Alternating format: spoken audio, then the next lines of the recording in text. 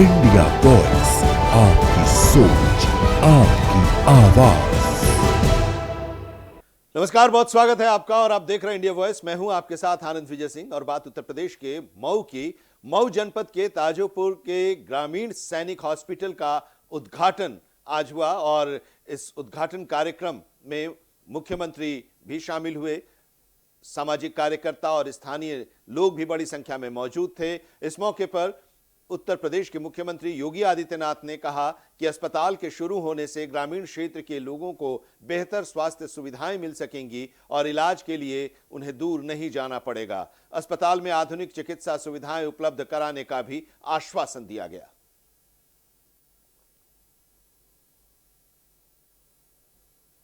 नगर विकास और ऊर्जा विभाग के मंत्री और इसी माटी के सपूत श्री ए.के. शर्मा जी, प्रदेश सरकार में मंत्रिमंडल के मेरे सहयोगी श्री दारा सिंह चौहान जी,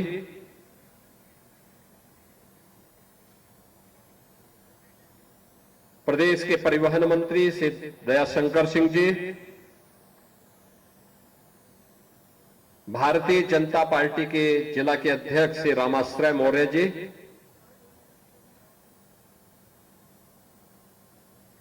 इस शैक्षणिक संस्थान और हॉस्पिटल के संस्थापक,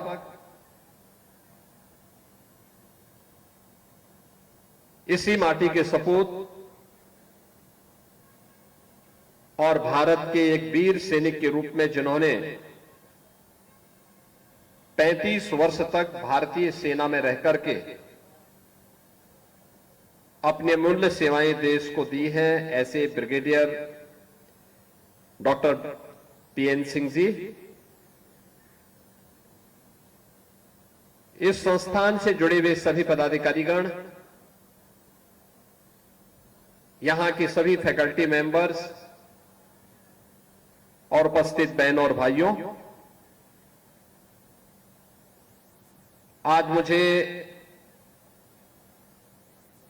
जनपद मऊ में आने का अवसर प्राप्त हुआ है। मऊ नाद भंजन के रूप में जिसकी पहचान थी, देवादिदेव महादेव की कृपा जिस जनपद में बरसती थी, जहां के साहित्यकारों ने भारत की उस अमर गाथा को हल्दी घाटी के रूप में पंडित श्याम नारायण पांडे ने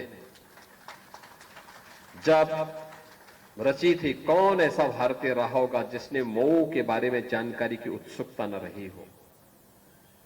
ऐसे पंडित श्याम नारायण पांडे जी की इस पावन धरा को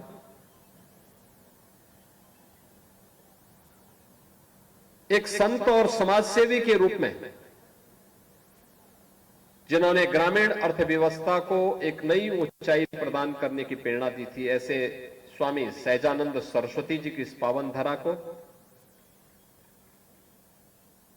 देश की आजादी के लिए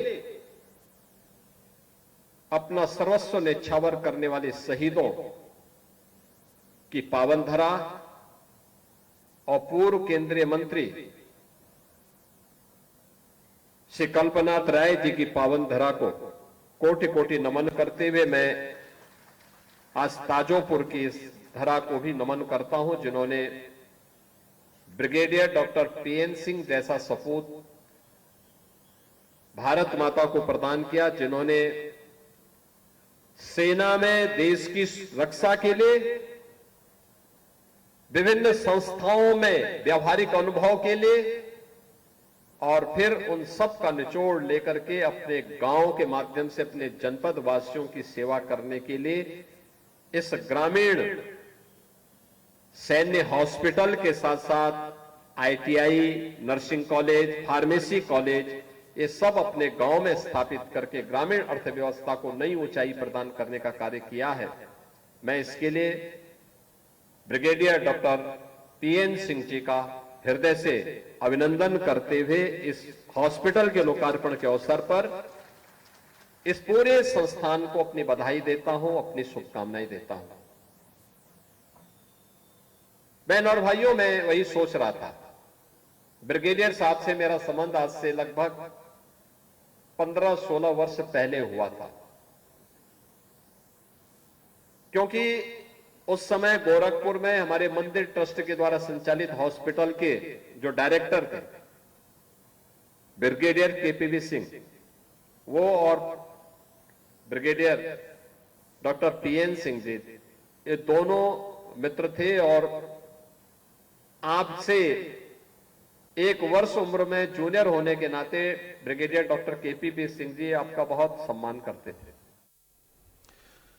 बीजेपी के राष्ट्रीय अध्यक्ष नितिन नवीन उत्तराखंड के दौरे पर हैं। राष्ट्रीय अध्यक्ष बनने के बाद उत्तराखंड का ये उनका पहला दौरा है। कल जब वो वहां पर पहुंचे तो उनका भव्य स्वागत किया गया।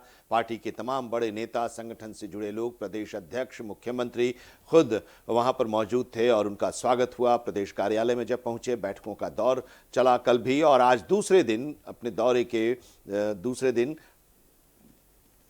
राष्ट्रीय अध्यक्ष नितिन नवीन की बैठकों का दौर जारी है। मुख्यमंत्री पुष्कर सिंह धामी के साथ बीजेपी के प्रदेश कार्यालय में कोर कमेटी की बैठक में हिस्सा लिया। उन्होंने इस बैठक में प्रदेश अध्यक्ष महेंद्र भट्ट समेत कोर कमेटी के सभी सदस्य मौजूद थे। बीजेपी के राष्ट्रीय महासचिव संगठन बीएल संतोष भी इस बैठक में शामिल हुए। संगठन विस्तार, आगामी चुनाव को लेकर रणनीति और सरकार की योजनाओं को लेकर चर्चा की गई। इस कोर कमेटी की बैठक में पार्टी नेतृत्व ने कार्यकर्ताओं को बूथ स्तर तक संगठन को मजबूत करने का संदेश दिया।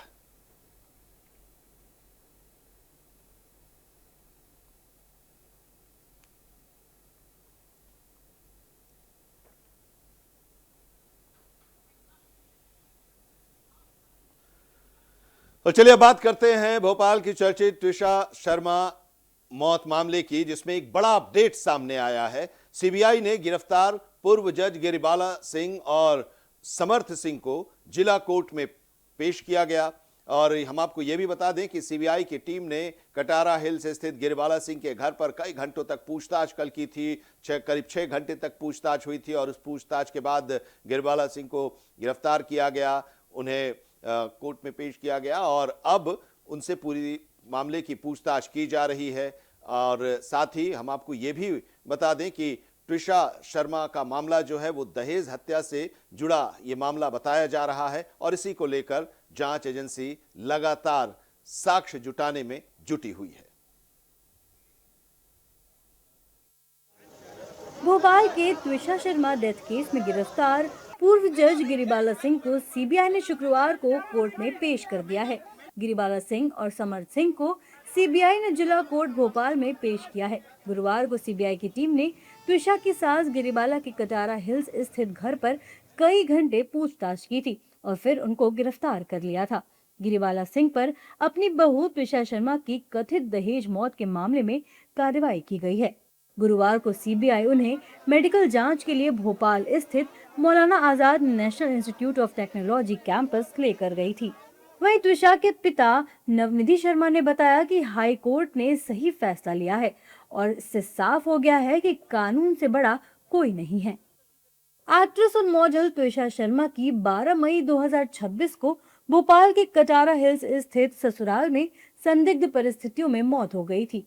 त्विषा के मौत पर परिजनों ने पति और ससुराल पक्ष पर दहेज प्रताड़ना और हत्या के गंभीर आरोप लगाए हैं। त्विषा की पोस्टमार्टम रिपोर्ट में फांसी से मौत की बात सामने आई, लेकिन उसके शरीर पर चोट के निशान भी देखे गए, जिसके बाद त्विषा के परिजनों ने शव लेने से इनकार कर दिया था और दोबारा पोस्टमार्टम की मांग की थी। बाद में बढ़ते दबाव के बाद एमपी सरकार ने केस की जांच सीबीआई को सौंप दी थी और नई एफआईआर दर्ज की गई थी। आरोपी पति समर्थ सिंह को कोर्ट ने 7 दिन के पुलिस रिमांड पर भेजा था।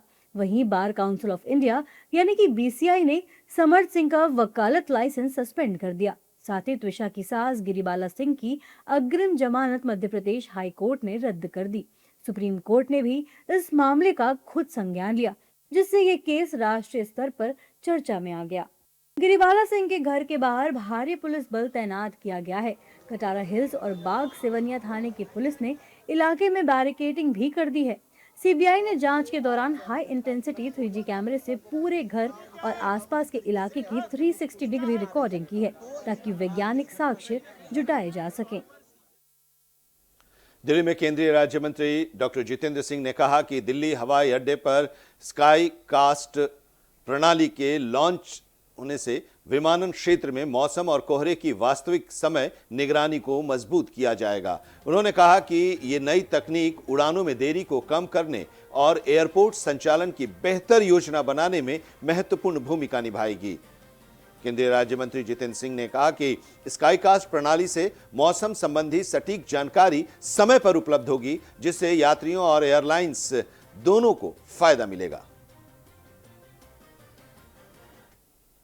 IMD, congratulations MOES, congratulations IITM Pune, and thanks Prime Minister Shri Modi, because it is all possible because of the mission Mausam, which was launched by Prime Minister Modi, highly visionary decision, which has enabled us to scale up our weather forecasting facilities. And today we are dedicating to nation through the aviation sector an integrated weather monitoring system for the aviation sector, which would enable the air flyers, the air crew, the air pilots to determine with precision, particularly during the foggy seasons, during the hazy weather, what is the exact amount of fog happening up to the droplet levels, the interface between the aerosols and the fog, as you know, even in the city of Delhi, where you have a lot of pollution, so much of visibility gets affected also because of the other particles.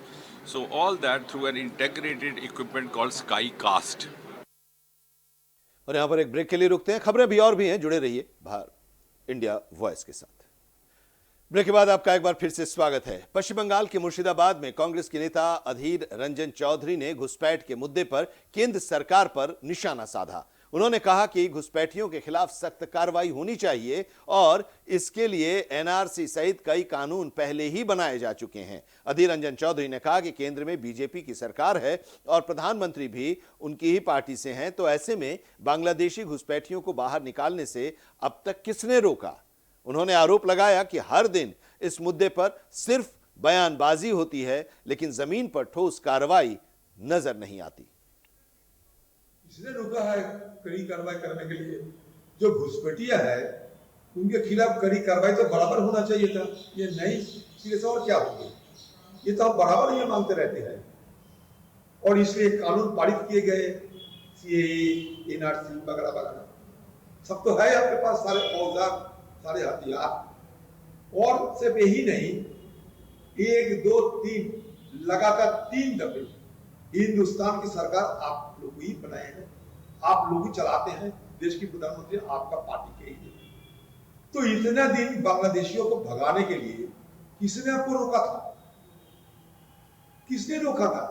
अजीब सी लग रहा है कि अचानक बांग्लादेशी को भगाने के लिए रोजाना शोर शराबा हो रहे हैं, किसी ने रुकता नहीं, किसी ने माना नहीं करता।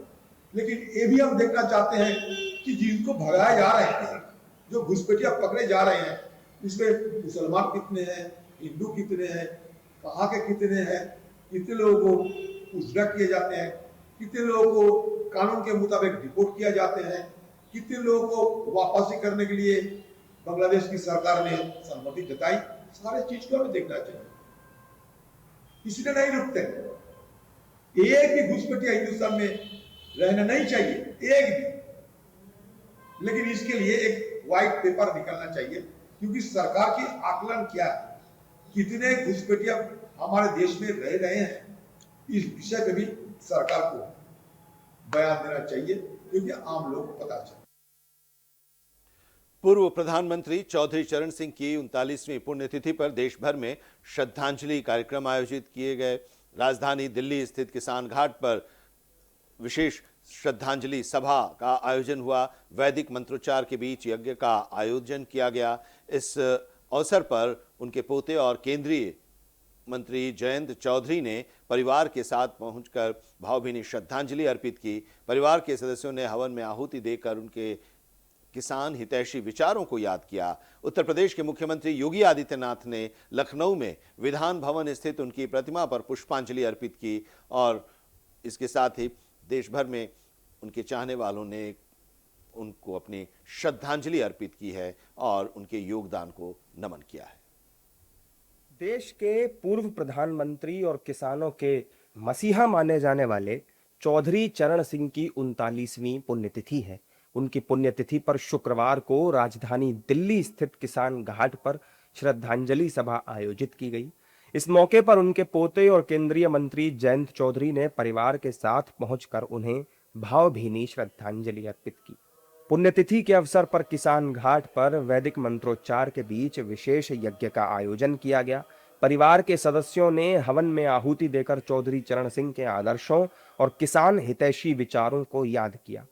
भारत रत्न चौधरी साहब को आज पूरा देश याद करता है। हम सब ने सामूहिक तौर से किसान घाट पे आके उन्हें श्रद्धांजलि अर्पित की है और ये वो क्षण होते हैं जो हमेशा स्मरणीय होते हैं। यहाँ आके प्रेरणा मिलती है, यहाँ आके कुछ शांति भी मिलती है लोगों को और अंदर ही अंदर जो कुछ भी भूचाल चल रहा होता है मन में वो शांत होता है। तो यज्ञ भी किया क्योंकि चौधरी साहब हमेशा आर्य समाज के और यज्ञ के को बढ़ावा देने में उनकी एक बड़ा भूमिका थी।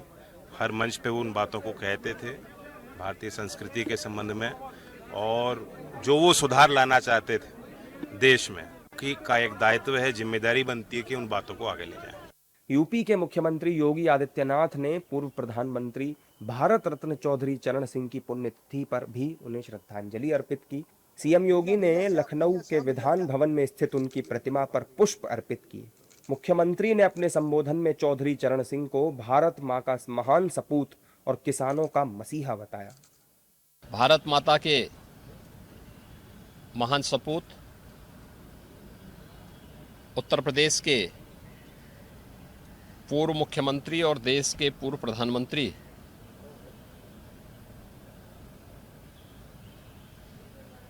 किसानों के मसीहा भारत रत्न चौधरी चरण सिंह जी की आज पावन पुण्यतिथि है। इस अवसर पर चौधरी साहब के स्मृतियों को नमन करते हुए पूरे प्रदेश वासियों की ओर से मैं उनके प्रति विनम्र श्रद्धांजलि अर्पित करता हूं। चौधरी चरण सिंह की 39वीं पुण्यतिथि पर देश के कई मुख्यमंत्रियों ने श्रद्धांजलि अर्पित की। दिल्ली की मुख्यमंत्री रेखा गुप्ता, हरियाणा के सीएम नायब सिंह सैनी, उत्तराखंड के सीएम पुष्कर सिंह धामी, राजस्थान के मुख्यमंत्री भजन लाल शर्मा, बिहार के मुख्यमंत्री सम्राट चौधरी समेत कई बड़े नेताओं ने चौधरी चरण सिंह को श्रद्धांजलि अर्पित की। इस दौरान आरएलडी के नेताओं ने कहा कि चौधरी साहब के विचार हमेशा हमारे साथ हैं। देखिए, आज बड़ा भावुक पल है। चौधरी चरण सिंह जी के परिवार का, उनकी बातों को मानने वाला चौधरी चरण सिंह वादी प्रत्येक व्यक्ति 39 वर्ष पूर्व अपने नेताओं खोने का गम आज तक नहीं भूला है और उसी संकल्प के साथ जो पूरे जीवन उन्होंने किसान, मजदूर, हर जरूरतमंद वर्ग के लिए हमेशा मेहनत करी है, संघर्ष किया है, उस संघर्ष की लौ को जलाए रखने के लिए प्रत्येक व्यक्ति खड़ा है। आप देख सकते हैं भारी संख्या में आज यहाँ किसान आए हैं दूर दूर से, पूरे देश से, और उन्होंने संकल्प दोहराते हुए आदरणीय जयंत चौधरी के नेतृत्व में विश्वास जताते हुए यही कामना कही है कि चौधरी चरण सिंह जी भले ही हमें छोड़ के चले हों पर उनके विचारों को हम जीवन भर अगली पीढ़ी तक पहुंचाने का प्रयास करते रहे। स्वर्गीय चौधरी चरण सिंह जी विश्व के नेता थे और भारत के तो पूर्व प्रधानमंत्री रहे हैं, लेकिन जो ये उत्तर भारत है, ये इस एरिया में सभी लोग, ज़्यादातर लोग स्वर्गीय चौधरी चरण सिंह जी के अनुयायी लोग हैं। आज स्वर्गीय चौधरी चरण सिंह जी के अनुयायी लोग यहाँ उपस्थित हैं और जो स्वर्गीय चौधरी चरण सिंह जी हैं किसानों के लिए, मजदूरों के लिए, मजमूलों के लिए कार्य किए हैं, आज उनको याद करने का दिन है और हम सब लोग यहाँ एकत्रित हुए हैं उनसे, उनके जीवन से, उनके जीवन परिचय से कुछ प्रेरणा लेकर आगे बढ़ने का संकल्प लेने का कार्य हम करेंगे। आज हम सब लोग किसान नेता, किसानों के मसीहा और जिनके दिल में पूरा किसान और भारत हिंदुस्तान बसता था, ऐसे चौधरी साहब की आज पुण्यतिथि है। उन पुण्यतिथि पर हम सब लोग उनके प्रति नमन करते हैं, उनको याद करते हैं और उन्होंने जो संकल्प और सपना देखा था भारत के निर्माण के लिए, उस दिशा में हम लोग प्रयत्नपूर्वक अग्रसर हैं कि चौधरी साहब का वो सपना पूरा हो। ताकि देश भी आत्मनिर्भर हो और किसान भी आत्मनिर्भर हो। आज किसानों के मसीहा और देश के बहुत बड़े नेता चौधरी चरण सिंह, जिन्होंने किसानों के लिए संघर्ष किया था, आज उनकी पुण्यतिथि है। उनकी पुण्यतिथि पे मैं श्रद्धा सुमन अर्पित करती हूँ। चौधरी चरण सिंह को भारतीय राजनीति में किसानों की आवाज बुलंद करने वाले सबसे प्रभावशाली नेताओं में गिना जाता है। उत्तर प्रदेश की सियासत से लेकर देश के प्रधानमंत्री पद तक पहुंचने वाले चरण सिंह ने कृषि और ग्रामीण अर्थव्यवस्था को हमेशा अपनी राजनीति के केंद्र में रखा।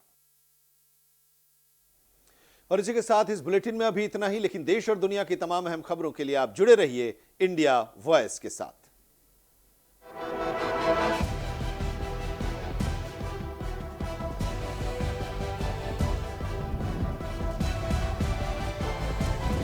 इंडिया वॉइस, आपकी सोच, आपकी आवाज।